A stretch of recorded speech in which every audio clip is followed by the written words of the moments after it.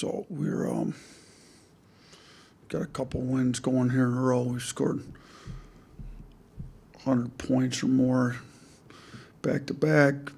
You know, I feel like our offense is back, looking like it's supposed to look, not like it did against Ole Miss, but defensively not particularly happy with second half performance last game. So we've been challenging our guys. You know, I don't think you can play hard for 40 minutes in a game if you don't practice hard every possession practice. So that's what we've been challenging our guys with. And look, here's the deal. LSU's only won one game in conference, but they've got talent. Cam Carter, if you look at SEC only games, is fourth in the league in scoring.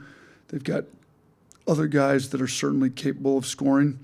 They've got some young freshmen that are getting better as the year goes on. You know, Miller, both Millers, Givens, Corey Chest. And they've got some veteran guys in the backcourt that can definitely score the ball. So we've done the deal where we've overlooked the team a little bit. Now Ole Miss, I have no idea why we would have overlooked them. They were undefeated at the time we played them, but I think we did. So, you know, we're going to have to see how mature we are to see what kind of effort we bring for the entire 40 minutes tomorrow. And that's, you know, what I'm most curious to see. So, I mean, you can't go through it. LSU's capable of beating us at home. I mean, they've out-rebounded teams frequently enough. We've had an issue with some rebounding at times this year. You know, they've gotten to the free throw line. I think they're 10-0, and they've shot more free throws than their opponents. Like, we got to be able to guard without fouling. We've had an issue with that. So some stuff we've had issues with, they do well. So we're going to have to come out. Our transition D's got to be better.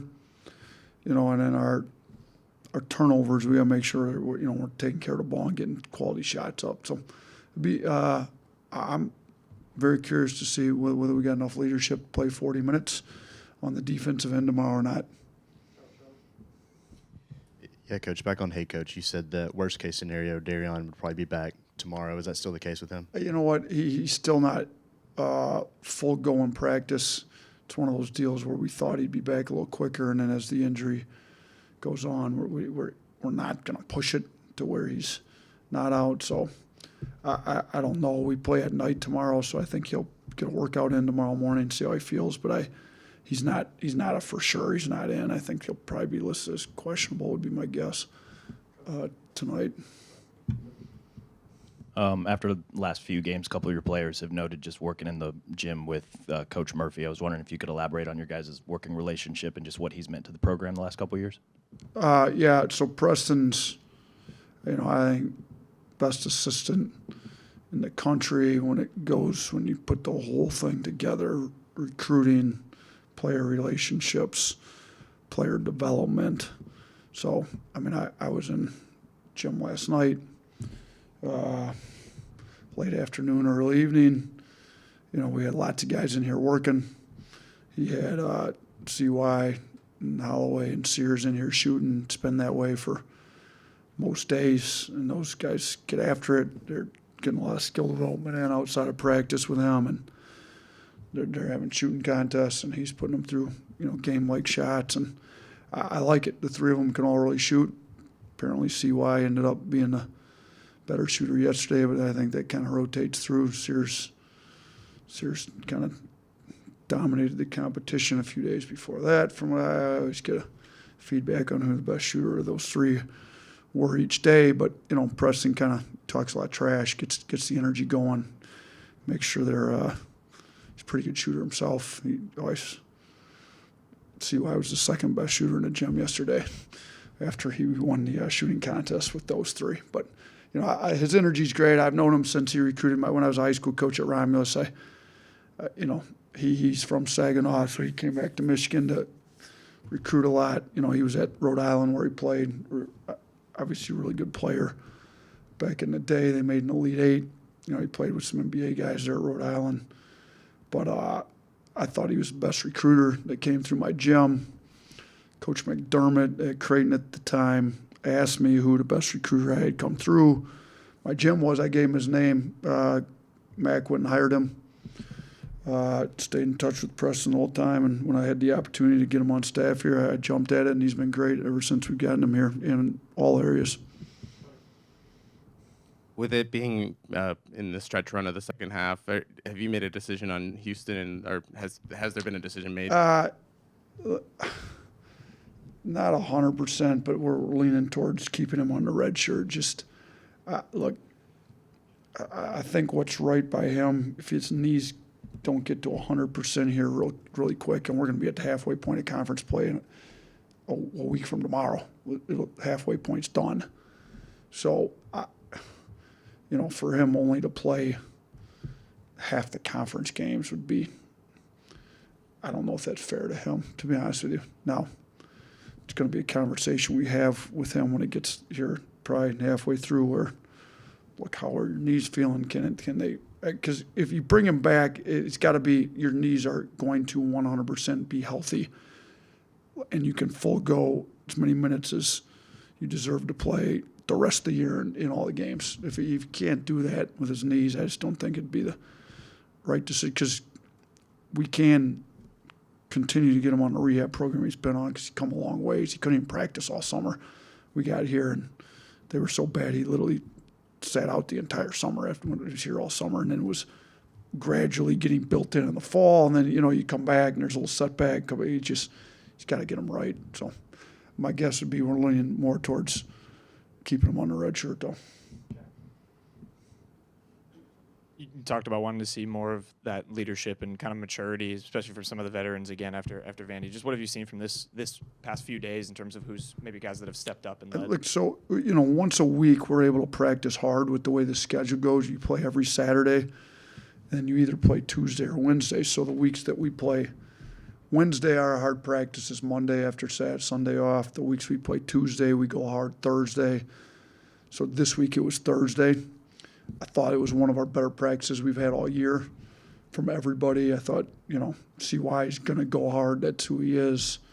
Thought Sears went really hard in practice. I thought some of our young guys, CY and Modi, were going at it in practice pretty good. I didn't think anybody had a bad practice.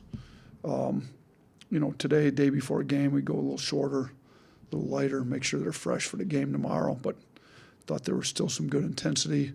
But, I thought Thursday's practice was one of the better ones we've had all year. So if we can come out and play for 40 minutes like we practiced for the entire time on Thursday, I think we'll be in good shape tomorrow. Yeah, Coach, we saw Aiden Charelle get some extended playing time the other day. What have you seen from him as far as his growth, and what do you think kind of his potential could be? I think he's been great. I thought he was one of our best players in practice today. I think he's a guy that he had some knee issues too. We've been trying to rehab him, get him fresh. They weren't near as bad as Houston's, but he's fought some injuries, kind of learning the system. Was out for a long time in the fall, missed a bunch, had to get back in shape. With big guys it takes a little bit longer. So and he's our biggest guy. He's the tallest guy. Weighs the most. So he. A little bit longer to get in playing shape, especially at the pace we play. But he's coming. He's figuring out. He's super smart. Knows the scouting reports, knows the plays, knows he's a quiet kid, but he's starting to speak up a little bit more. He knows what we're supposed to be doing. He can direct guys, and his energy's getting better and better. So hopefully we can keep playing him some more minutes. Thought he was pretty good in his minutes the other night. You touched on it in the opening statement a little bit, but what have you really kind of seen from LSU for you to not really overlook them? Yeah, so they've been in some games. They beat Arkansas, and Arkansas just had a good win. They Cam Carter can really score it. I think you've got to be concerned with him. They have real rim protection with Damian Collins at the rim, and if you don't make the correct rim reads, you go and get shot punched because you're not being focused, playing the correct way. All of a sudden, they've got transition out the other way. So they're capable of scoring the ball if we don't guard. And if we don't take care of the ball and turn it over, now all of a sudden you get yourself a problem. So, I hope that our guys are taking these guys seriously. Obviously, we're going to be the better team going in, what everybody's going to think. But that that doesn't really matter. Like, I mean, how many times you watch college basketball, this team's supposed to win. They got more wins, their better records better. And if you don't come to play, that none of that matters. So I hope we're mature enough with enough seniors and our leadership's good enough to know that these guys are more than capable of scoring it. They've got a lot of scorers on the floor. And if we don't take care of the ball and make the scoring real easy for them scoring off our turnovers, like we've got a problem. And we've had defensive issues at points this year. We have yet to put a whole 40 minutes of defense together, in my opinion. And we for sure haven't put 40 minutes of defense in the same game we've taken care of the ball. So I'd like to see that one time. That'd be outstanding for us. So much of their offense goes through Carter. Just what do you do to stop him, and who do you think, do you have to do that? I mean, obviously we've had some issues with really good guards. Not that long ago, Phelps destroyed us. We've also done pretty good with some good guards, depending on whether we as coaches get the right matchups or the guys that we think are the right matchups actually come ready to play. So, I think we can try different combinations on them. I think having size on them like we've done in the past is one good one. LeBaron's been able to move pretty well and guard some of these quicker guards well. But then the best matchup on Phelps was Youngblood, who's not our quickest guard, but he was locked in the scouting report better than everybody else.